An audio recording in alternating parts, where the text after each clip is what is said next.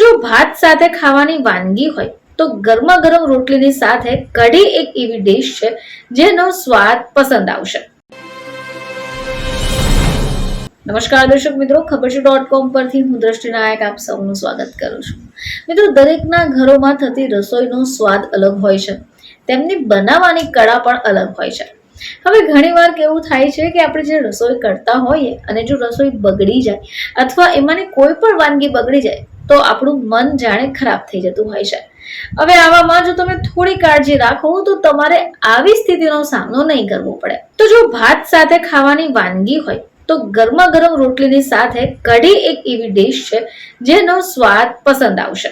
રાજસ્થાનથી લઈને ગુજરાત અને યુપી સુધી કઢીનો સ્વાદ ખૂબ પસંદ થતો હોય છે.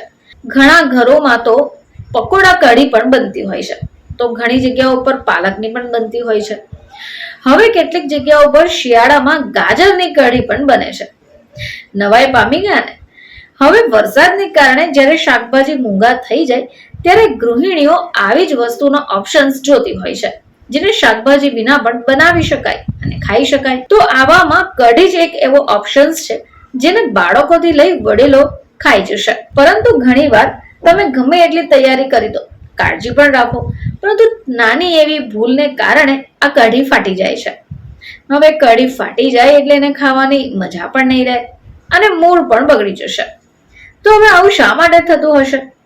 તો જો તમે ખોટા સમયે કઢીની અંદર મીઠું એડ કરો છો તો આ બનાવ બની શકે. તો હવે એ જાણવું પડશે કે કઢીની અંદર મીઠું કયા સમયે એડ કરી શકાય. તો મિત્રો, જ્યારે પણ તમારી કઢી ફાટી જાય તો એની પાછળ ઘણા કારણો છે.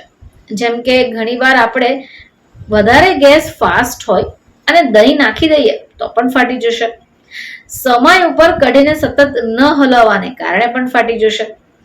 અને આ સાથે કઢીમાં ખોટા સમયે જો મીઠું એડ કરાય તો પણ કઢી ફાટી જાય છે. તો મિત્રો, કઢીમાં હંમેશા સૌથી છેલ્લે જ મીઠું નાખવું જોઈએ. એનો અર્થ એ છે કે જ્યારે તમારી કઢી બરાબર રીતે ચડી જાય, ગેસ બંધ કરવાના હોય તે પહેલા તેને બરાબર મિક્સ કરી દો અને મીઠું નાખી દો. બાદમાં તમારે ગેસ બંધ કરવો જોઈએ. આનાથી શું થશે કે મીઠાને કારણે કઢી ફાટવાના ચાન્સીસ ઓછા થઈ જશે. હવે આ સિવાય જ્યારે પણ તમે કઢી બનાવતા હોય તો કઢાઈમાં દહીં નાખો ત્યારે એને તરત હલાવતા રહો. આનાથી શું થશે કે દહીં નહીં ફાટે. આ સિવાય અન્ય એક ટ્રીક પણ છે કે દહીં કે છાશ નાખતા પહેલા ગેસને બિલકુલ ધીમો કરો, પછી કઢાઈમાં થોડું પાણી નાખો અને પછી છાશ કે દહીં નાખો.